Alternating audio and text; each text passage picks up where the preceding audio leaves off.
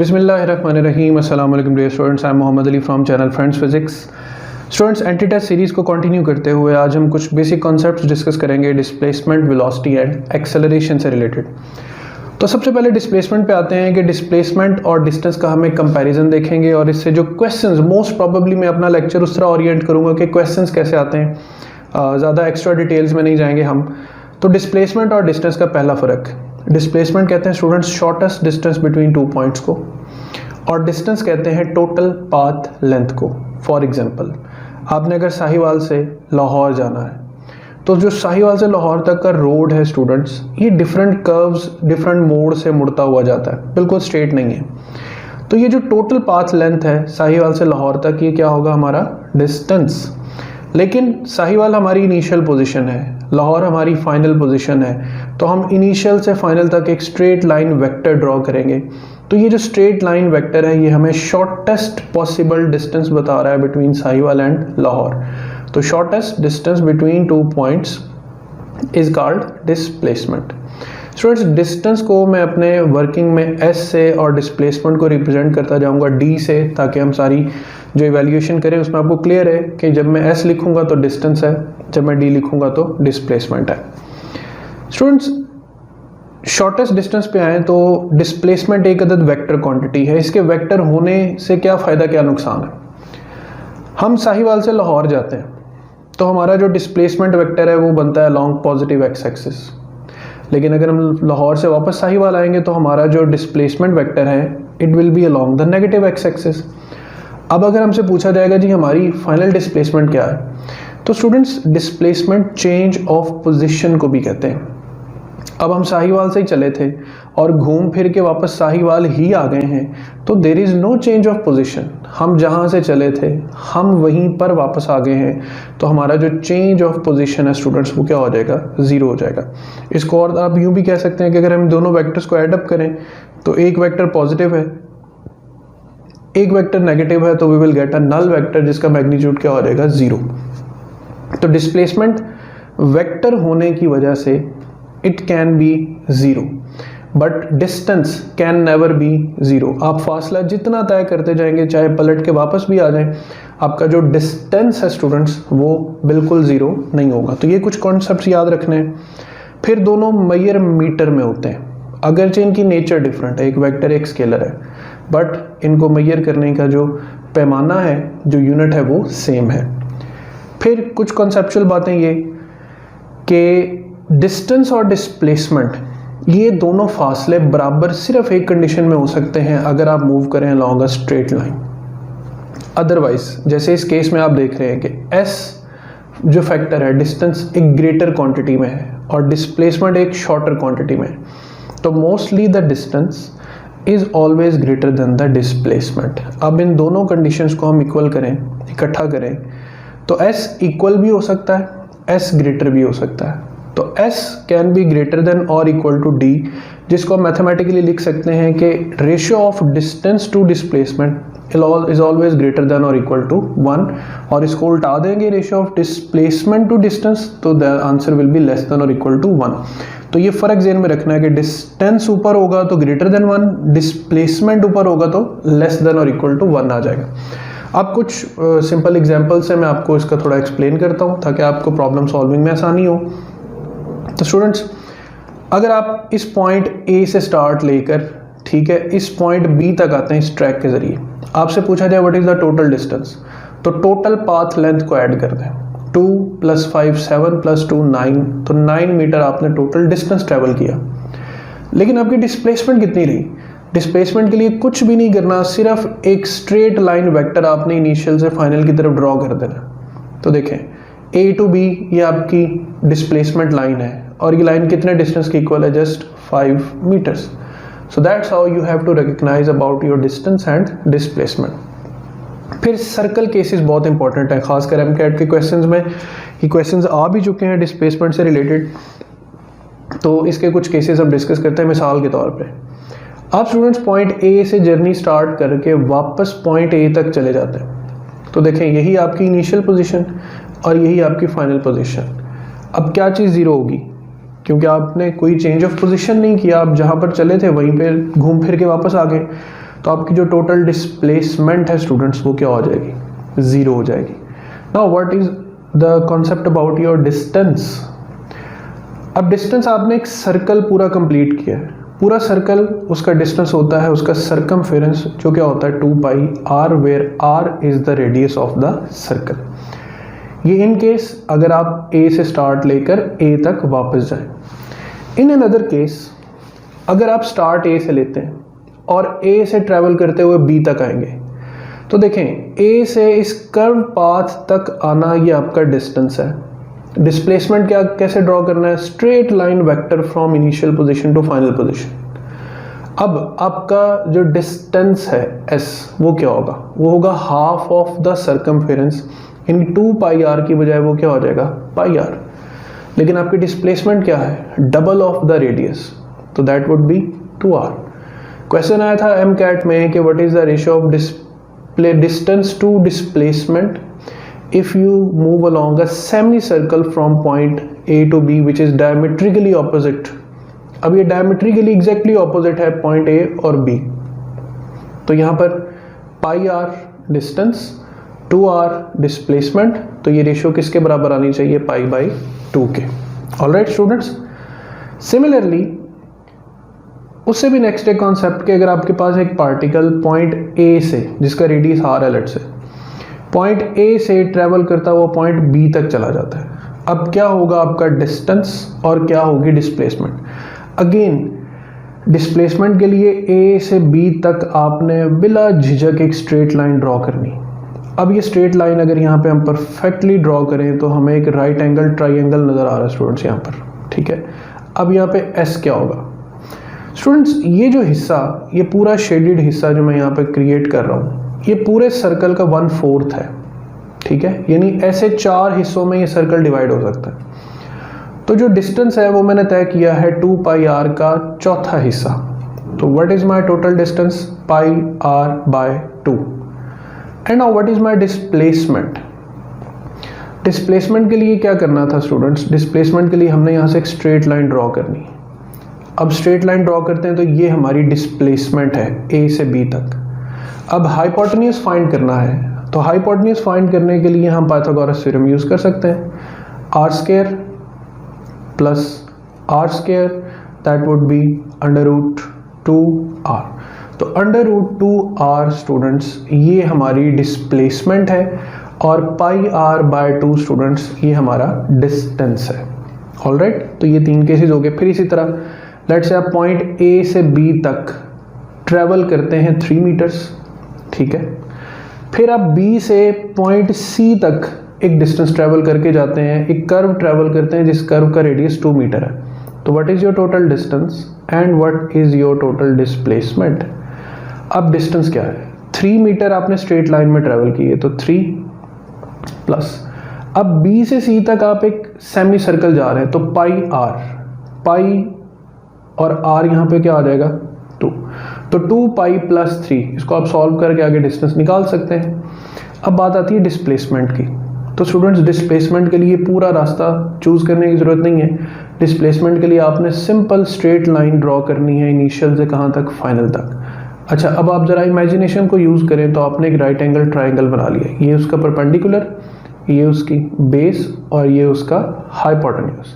तो D find करने के लिए स्टूडेंट्स आप क्या कर सकते हैं, परपेंडिकुलर स्क्वायर। अब देखें आधा हिस्सा 2 मीटर है तो बाकी भी क्या होगा 2 मीटर, तो टोटल कितना आ जाएगा 4 स्क्वायर।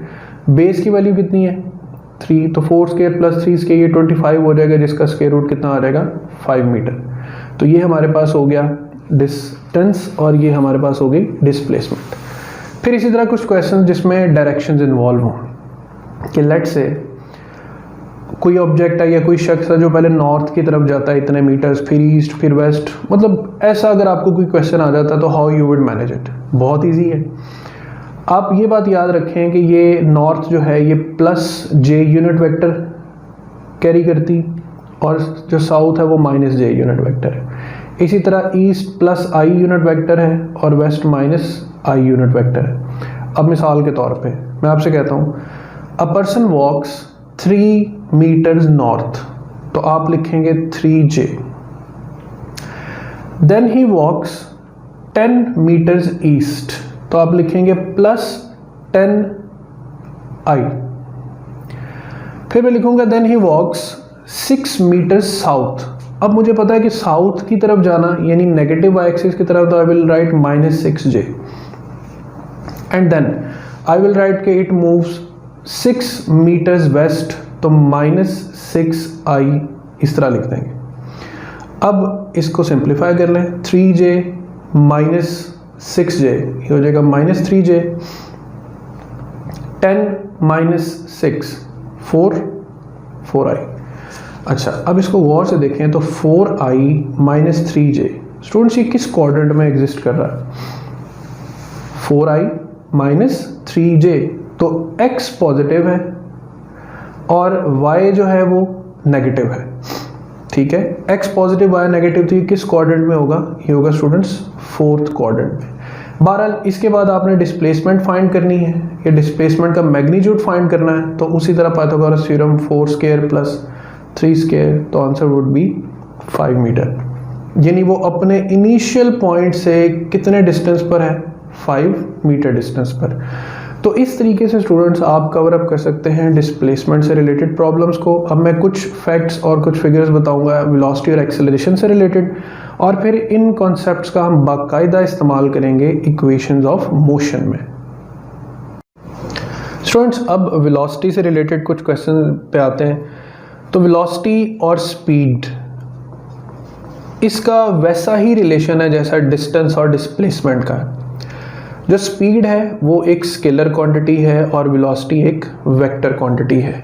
यूनिट दोनों के सेम है, मीटर्स पर सेकंड, और वो एमसीक्यू उसी तरह याद रखना है कि जैसे distance to displacement greater than equal to 1 होता है, याद रखें उसी तरह जो स्पीड टू वेलोसिटी है स्टूडेंट्स, वो भी आपके पास जो रेशियो है वो ग्रेटर देन और इक्वल टू 1 होती। अब वेलोसिटी में कुछ पैरामीटर्स हम देखते हैं कि एवरेज वेलोसिटी होती है total displacement over total time. अब मैंने पीछे आपको डिस्प्लेसमेंट के काफ़ी प्रॉब्लम सॉल्व करवाए। आप सिंपल ये याद रखें, जो आपकी फाइनल डिस्प्लेसमेंट आती है, जो भी आंसर आता है, वो कितनी देर में तय हुआ। अगर उस टोटल डिस्प्लेसमेंट को आप उस गिवन टाइम पे, अगर आपको टाइम गिवन है, डिवाइड कर देंगे, तो आप कौन सी वेलोसिटी फाइंड कर लेंगे? Average velocity. यानी मिसाल के तौर पे यही जो आपको एक सर्कल वाला केस दिया था कि आपसे कहा जाता है कि पॉइंट ए से पार्टिकल पॉइंट बी तक जो डिस्टेंस कवर कर रहा है वो 2r है, उसने ये डिस्टेंस कवर किया है 5 सेकेंड्स में, तो यहाँ पे एवरेज वेलोसिटी क्या हो रहेगी students? 2r divided by 5। Alright, अच्छा, उसके साथ ही एक वेलोसिटी होती है इंस्टेंटेनियस वेलोसिटी, लम्हाती velocity, shortest interval of time में वेलोसिटी जो है, उसको हम रिप्रेजेंट करते हैं v instantaneous is equal to limit del t approaches to 0। यहाँ पे ये फैक्टर लिखना है, total displacement over total time. अब इन दोनों से रिलेटेड एक कॉन्सेप्ट है जिसको आगे एक्सप्लेन भी करता हूँ कि the velocity will be uniform if average velocity is equal to instantaneous velocity. ये भी एक इंपॉर्टेंट एमसीक्यू है। And velocity will be non uniform if average velocity is not equal to instantaneous velocity। For example, ये हमारे पास फर्ज करें distances हैं metres में, 1 metre 2 metre up to 10 metres. A car is travelling along this road. अब पहले second में वो 1 मीटर तय करती है, अगले सेकंड में फिर 1 मीटर, अगले सेकंड में फिर 1 metre, and so on up to 10वें सेकंड में स्टूडेंट्स वो जाके 10 मीटर का फासला तय कर लेती। अब यहाँ पे हम इंस्टेंट को देखें, 1 सेकंड में उसने कितना फासला तय किया? 1 मीटर इन 1 सेकंड। अच्छा, टोटल 10 सेकंड में उसने कितना फासला तय किया? 10 मीटर इन 10 सेकंड्स, जिसको हम सिंप्लीफाई करें तो क्या बनेगा? अगेन 1 मीटर और 1 सेकंड। तो देखें, इंस्टेंट भी 1 मीटर पर सेकंड है और एवरेज भी हमारे पास 1 मीटर पर सेकंड है, तो कॉन्सेप्ट इज वेरीफाइड कि if average velocity is equal to instantaneous velocity, velocity will be uniform, जिसको हम सिंपली क्या डिफाइन करते हैं? If a body covers equal displacements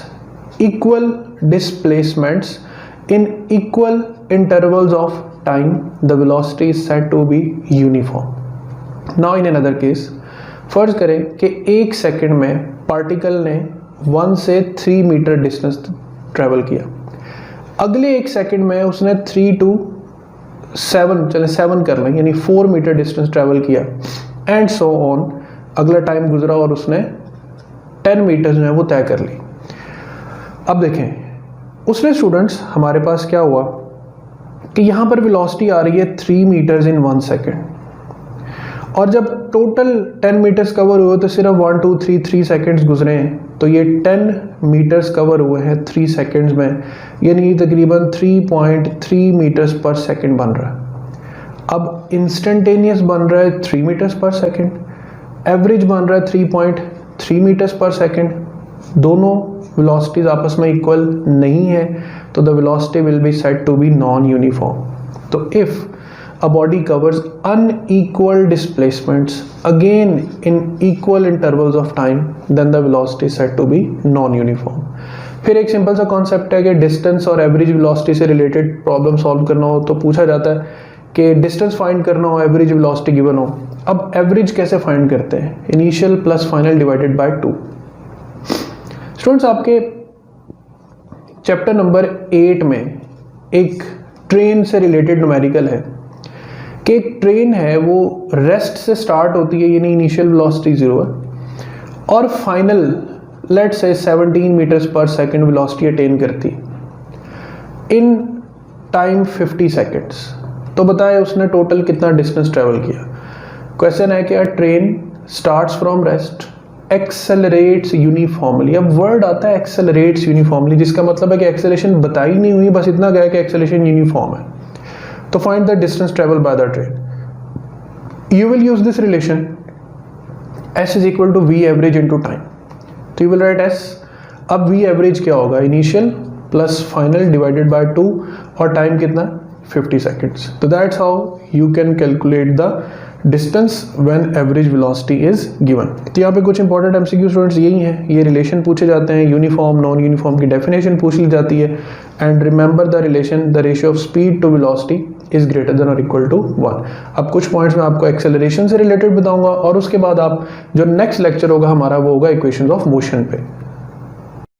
students, third and the last part of today's lecture वो है acceleration, the rate of change of velocity with respect to time. याद रखें कब कब आप एक्सेलरेट कर रहे होते हैं। सिंपल सा कॉन्सेप्ट याद रखें स्टूडेंट, जब भी कभी आपकी स्पीड में, चलते फिरते गाड़ियों पे सफ़र में स्पीड में इजाफा हो रहा हो या कमी आ रही हो, तो आप एक्सेलरेट या डीसेलरेट कर रहे हैं। अगर आपकी स्पीड बढ़ रही है तो हम इसको कहते हैं एक्सेलरेशन। अगर आपकी स्पीड कम हो रही है तो हम इसको कहते हैं डीसेलरेशन। ठीक है। एंड देन अगर आपकी स्पीड स्टूडेंट्स इस तरह कम हो रही है कि आपने अल्टीमेटली ब्रेक अप्लाई करके अपने आप को रेस्ट पर ले हैं, तो इसको कहते हैं रिटार्डेशन। तो एक्सेलरेशन है वेलोसिटी का इंक्रीज होना, डीसेलरेशन है वेलोसिटी का डिक्रीज होना बट जीरो ना होना, और रिटार्डेशन है वेलोसिटी का कम होते होते अल्टीमेटली जीरो हो जाना। फिर एक्सेलरेशन और वेलोसिटी के जो एंगल्स हैं वो भी मैं आगे डिस्कस करता हूँ, वो भी बहुत इंपॉर्टेंट है। उससे पहले इसकी जनरल इक्वेशन, डेल वी का मतलब है change in velocity, V F minus V I divided by T. तो V F is equal to V I plus A T. Student, जो फर्स्ट इक्वेशन ऑफ मोशन है वो इसी रिलेशन से build होती। फिर जो फ्रेम ऑफ रेफरेंस है स्टूडेंट्स, उसकी भी सारी कॉन्सेप्चुअल जो अंडरस्टैंडिंग है वो एक्सेलरेशन के कॉन्सेप्ट से ही है कि अगर किसी सिस्टम की एक्सेलरेशन, किसी फ्रेम ऑफ रेफरेंस की एक्सेलरेशन 0 है तो it would be named as an inertial frame of reference, और अगर किसी फ्रेम ऑफ रेफरेंस की एक्सेलरेशन नॉन जीरो है तो it would be named as a non inertial. मिसाल के तौर पर अब ज़मीन की बात आती। अब ज़मीन पर हमें सारा साल रहते हुए कोई झटका, कोई एक्सेल speed up speed down feel नहीं होता। तो जनरली स्पीकिंग हम ये कहेंगे कि जो ज़मीन है वो एक इनर्शियल फ्रेम ऑफ रेफरेंस है, क्योंकि हमें फील क्या होता है कि इसकी एक्सेलरेशन 0 है। हाँ, ये फ्रेम आप और कब भी महसूस कर सकते हैं, जब कभी फॉर एग्जांपल आप गाड़ी में कांस्टेंट स्पीड पे जा रहे हैं, आपकी स्पीड चेंज नहीं हो रही। अच्छा, ज़मीन ही के बारे में एक और कॉन्सेप्ट है कि अगर हम कहें कि स्ट्रिक्टली स्पीकिंग, गौर करना इस बात पे, मैंने पहले कहा था जनरली स्पीकिंग और अब मैं कह रहा हूँ स्ट्रिक्टली स्पीकिंग। अगर स्ट्रिक्टली स्पीकिंग पे पूछा जाए ना कि अर्थ कौन सा फ्रेम ऑफ रेफरेंस है, तो स्टूडेंट्स ऐसा है कि सूरज के गिर्द ज़मीन का जो ऑर्बिट है, पहली बात वो परफेक्ट सर्कल नहीं है। ज़मीन जब सूरज के करीब से गुजरती है तो बहुत स्पीडली गुजरती है। अब स्पीडली मतलब स्पीड इंक्रीज होती, और जैसे जैसे वो सूरज से दूर जाती है उसकी स्पीड कम होती है। लेकिन ये इंक्रीज इन स्पीड और ये डिक्रीज इन स्पीड इतना माइनर है कि हम इसको ज़मीन पर रहते हुए फील नहीं कर सकते। बट डेफिनेशन पर जाएंगे कि जहाँ पर भी स्पीड इंक्रीज या स्पीड डिक्रीज हो वो फ्रेम क्या कहलाएगा, नॉन इनर्शियल। तो स्ट्रिक्टली स्पीकिंग का वर्ड हो तो earth is a non inertial, generally speaking का हो तो earth is an inertial frame of reference. फिर जैसे ये एवरेज एक्सेलरेशन है स्टूडेंट्स, ये इंस्टेंटेनियस की वही equation, limit del t approaches to zero del v over del T.